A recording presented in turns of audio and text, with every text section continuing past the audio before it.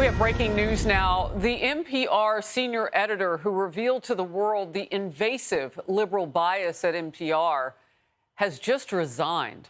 Now, remember, we first reported to you Uri Berliner was suspended for 5 days without pay this week.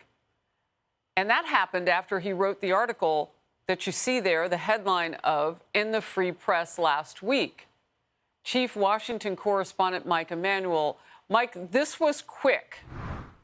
No doubt about it, Harris. After those public comments about pervasive left-wing bias at NPR, now the senior editor, Uri Berliner, writing on X, quote, "I'm resigning from NPR, a great American institution where I have worked for 25 years.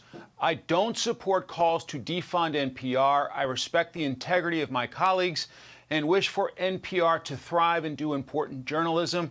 But I cannot work in a newsroom where I am disparaged by a new CEO whose divisive views confirm the very problems at NPR I cite in my Free Press essay." In the fallout of his scathing public commentary about NPR, Berliner wrote in the Free Press, quote, "It is true NPR has always had a liberal bent, but during most of my tenure here, an open-minded, curious culture prevailed. We were nerdy, but not knee-jerk, activist, or scolding.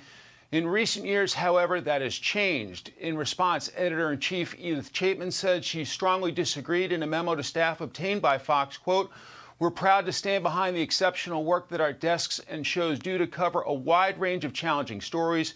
We believe that inclusion among our staff, with our sourcing, and in our overall coverage is critical to telling the nuanced stories of this country and our world."